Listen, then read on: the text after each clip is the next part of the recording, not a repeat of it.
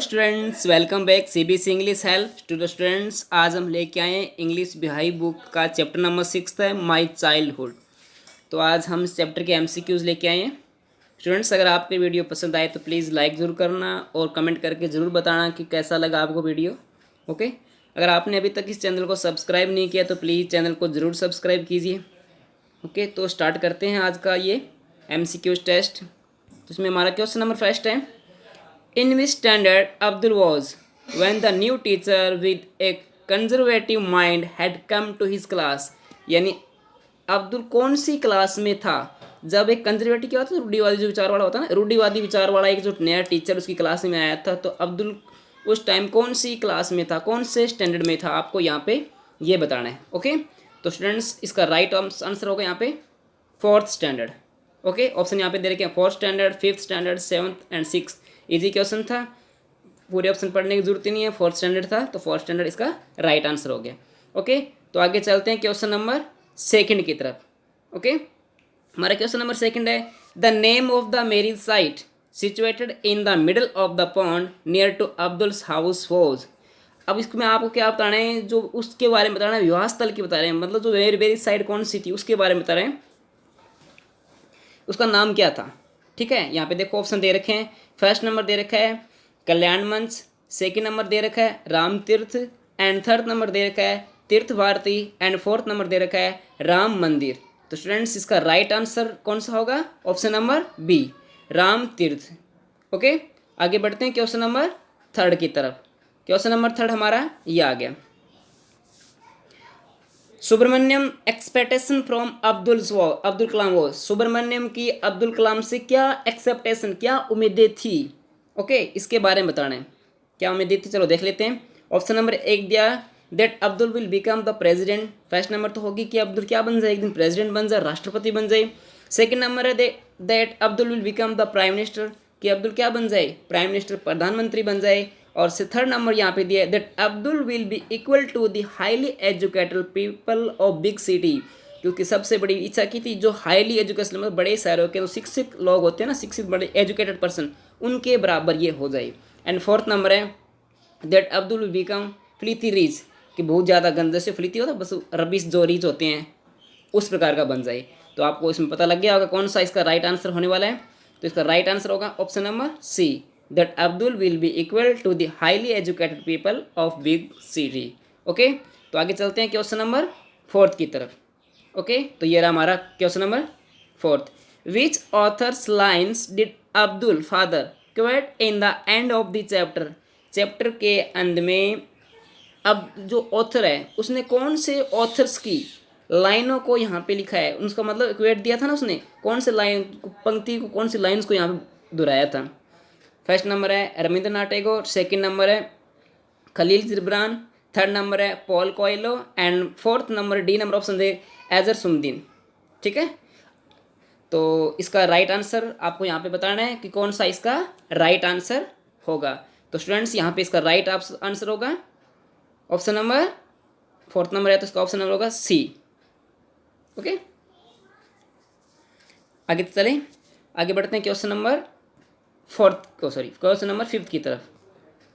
यह रहा हमारा क्वेश्चन नंबर 5।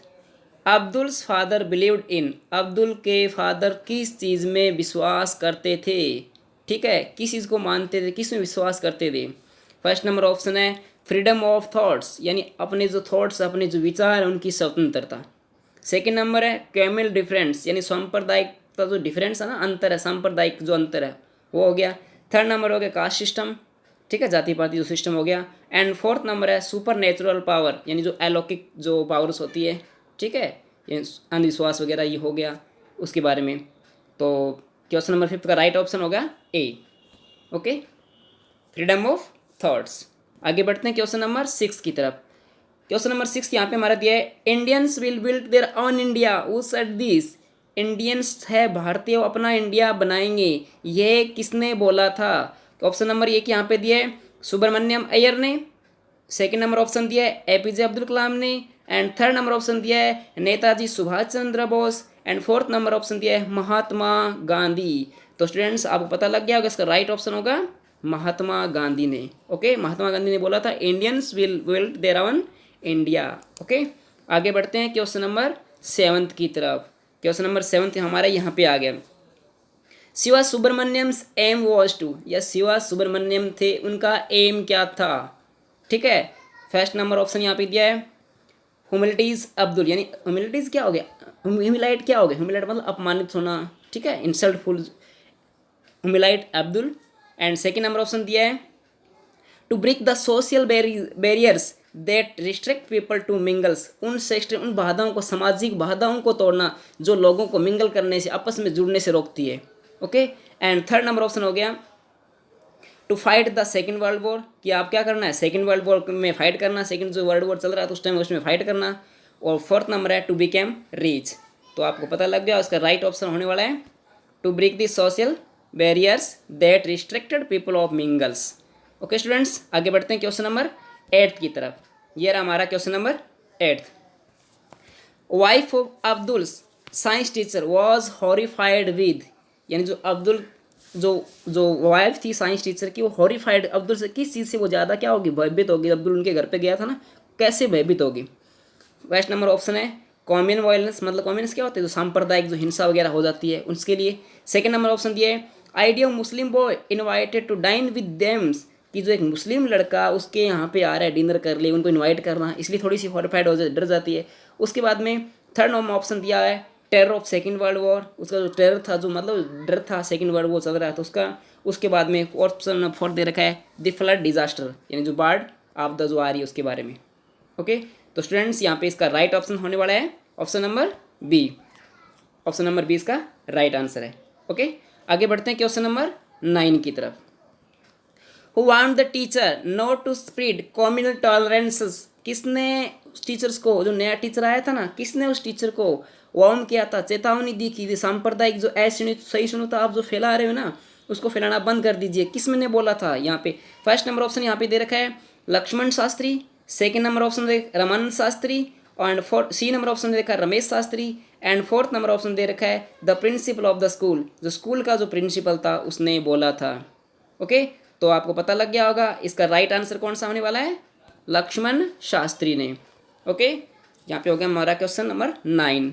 आगे बढ़ते हैं क्वेश्चन नंबर 10 की तरफ।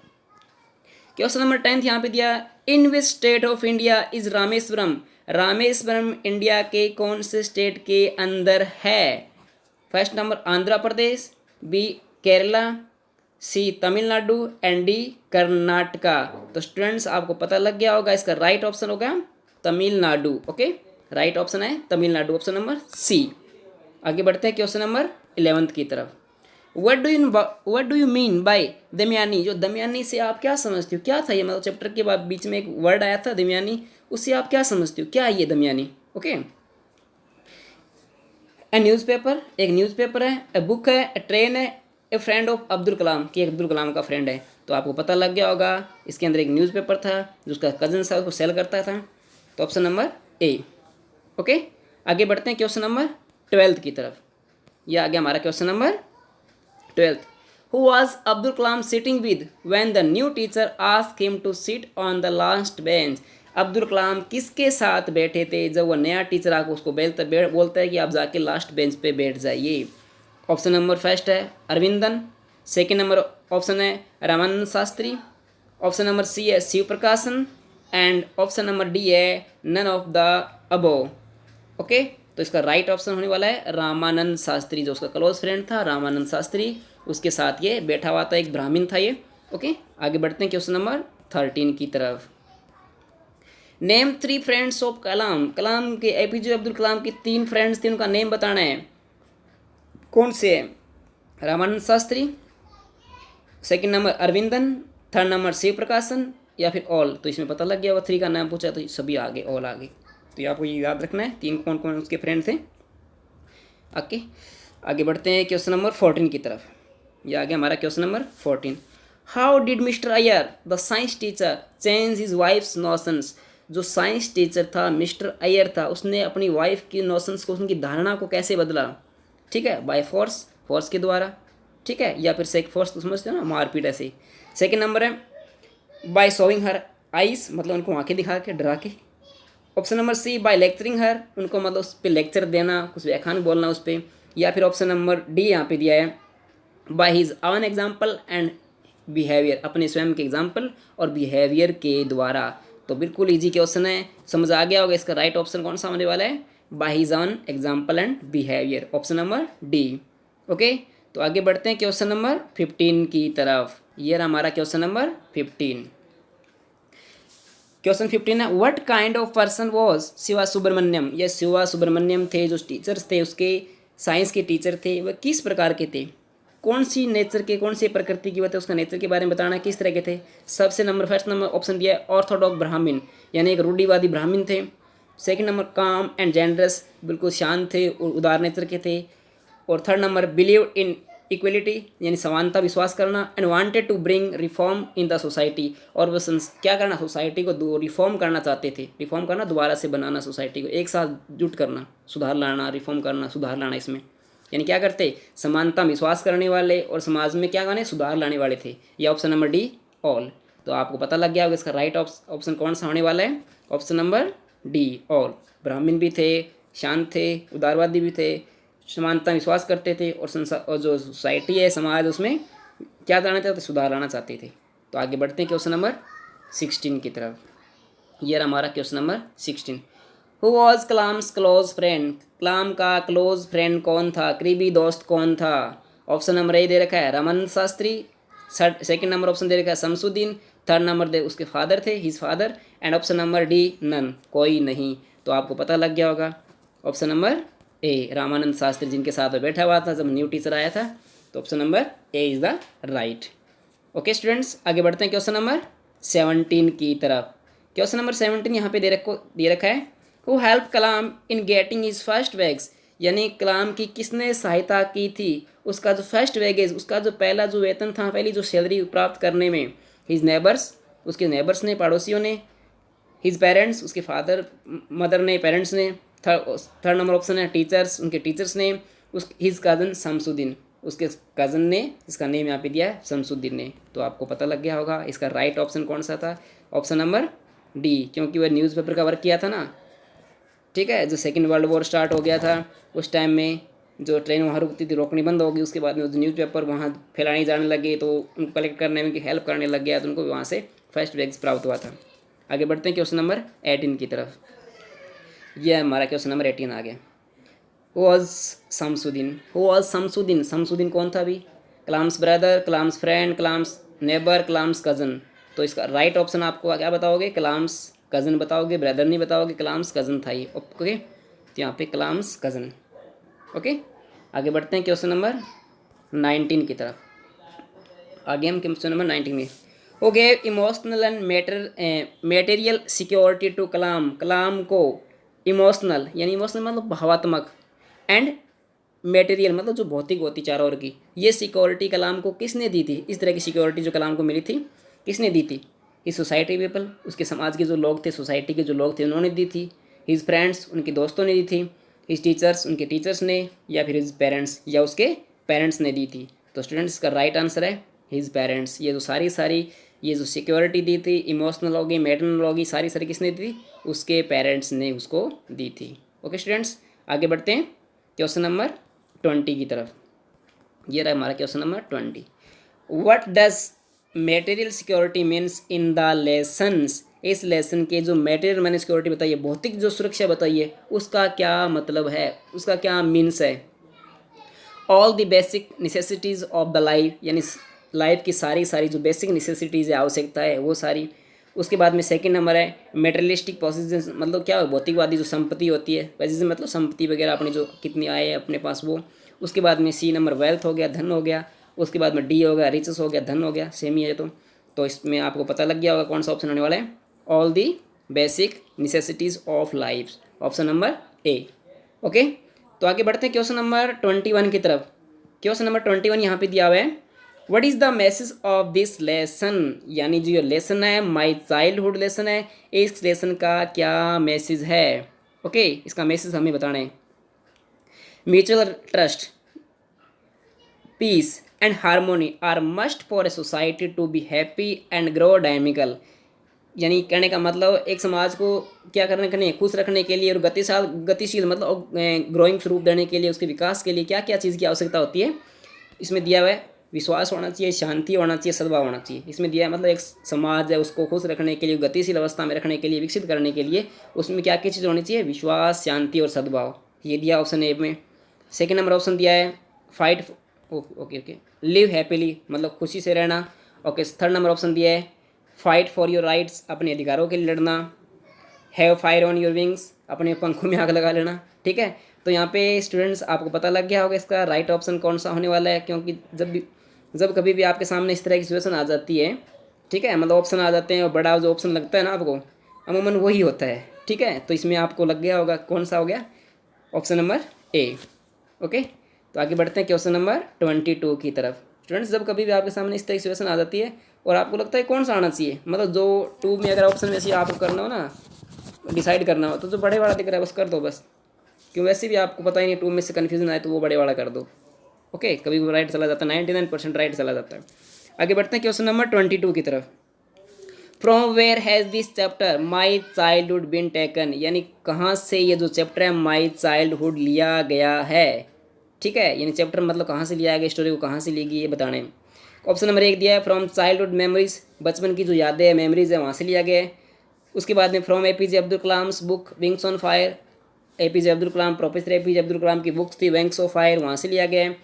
उसके बाद या फिर from famous writer Khushwant Singh book, Khushwant Singh जो फेमस राइटर है उनकी बुक से लिया गया है, या फिर नन, इनमें से कोई नहीं। तो स्टूडेंट्स आपको पता लग गया होगा इसका राइट आंसर कौन सा होने वाला है, बी, क्योंकि वो इसमें सारी स्टोरी अब्दुल कलाम के बारे में दी हुई है, तो यह चैप्टर लिया गया है अब्दुल कलाम की बुक्स विंग्स ऑन फायर से लिया गया, ध्यान रखना इसके बारे में। आगे बढ़ते हैं क्वेश्चन नंबर 23 की तरफ। What is the theme of the story my childhood, ये जो चैप्टर है माई चाइल्डहुड, इसकी थीम क्या है, थीम्स क्या होती है, इसका सब्जेक्ट क्या है, कौन सी सब्जेक्ट पे चली आ रही है, कौन सी थीम्स पे चली आ रही है। फर्स्ट नंबर ऑप्शन दे रखा है चिल्ड्रंस आर प्रीसियस, जो बच्चे होते हैं प्रीसियस होते हैं, कीमती होते हैं। Childhood is a treasures, childhood क्या है, बचपन है जो हमारा है वो एक खजाना है हमारा।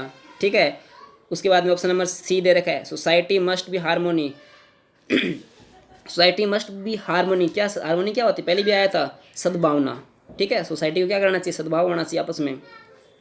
या ऑप्शन नंबर डी यहाँ पे दे रखा है सोसाइटी एनवायरनमेंट, समाज हो गया, पर्यावरण हो गया, और जो बचपन हो गया एक्सपीरियंस शेप्स ऑन लाइफ, ये सभी की सभी चीज़ें मिलके एक जीवन को आकार देते हैं, मतलब समाज के बारे में, पर्यावरण हो गया, ठीक है, और ये सारे, ये अपना बचपन हो गया, सभी का जो अनुभव है समाज को एक नया रूप देते हैं, नए लाइफ दे, एक लाइफ नई शेप दे देते हैं।